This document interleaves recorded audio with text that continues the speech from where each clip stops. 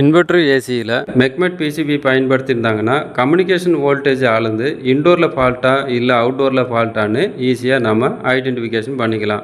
Indoor கனெக்டரில் நம்ம DC volt அளக்கணும். அதுக்காக மல்டிமீட்டரை DC volt மோடில் வச்சுட்டு நியூட்ரலுக்கும் சிக்னலுக்கும் டிசி வோல்ட் அளக்கும்பொழுது ஃப்ளக்சுவேட் ஆகணும். அதாவது வோல்ட்டு மாறி மாறி காமிக்கணும்.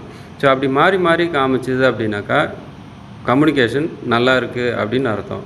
கம்யூனிகேஷன் எரர் வருது அப்படின்னாக்கா இன்டோர்லேருந்து போகிற கம்யூனிகேஷன் ஒயரை மட்டும் ரிமூவ் பண்ணிவிட்டு இன்டோர் கனெக்டரில் மல்டிமீட்டரில் பிளாக் கலர் ப்ரோப்பை நியூட்ரல்லையும் ரெட் கலர் ப்ரோப்பை சிக்னல்லையும் அந்த இன்டோர் கனெக்டரில் வச்சு செக் பண்ணும்பொழுது 24 வோல்ட் வந்தது அப்படின்னா இன்டோரில் ப்ராப்ளம் இல்லை. 24 வோல்ட் வரல இல்லை 24 வோல்ட்டுக்கு மேலே வருதுன்னா இன்டோர் சைடில் தான் ப்ராப்ளமாக இருக்கும். ஃபஸ்ட்டு நம்ம பவர் சப்ளை செக் பண்ணோம், ஃபேஸு நியூட்ரல் அதே மாதிரி எர்த்து.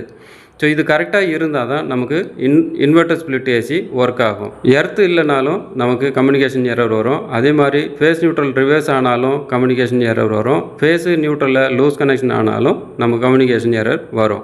பவர் சப்ளை நல்லா இருக்குது, ஆனால் நமக்கு கம்யூனிகேஷன் எரர் திரும்பவும் இன்டோர் சைட்லேயே காமிக்குது அப்படின்னா ஃபஸ்ட்டு நம்ம இன்டோரில் இருக்கிற ப்ளோயர் மோட்டரை செக் பண்ணோம். ப்ளோயர் மோட்டரை ரிமூவ் பண்ணிவிட்டு செக் பண்ணும்பொழுது நமக்கு ஃபேனோட எரர் வந்தது அப்படின்னா ஃபேன் மோட்ரு தான் ப்ராப்ளம்.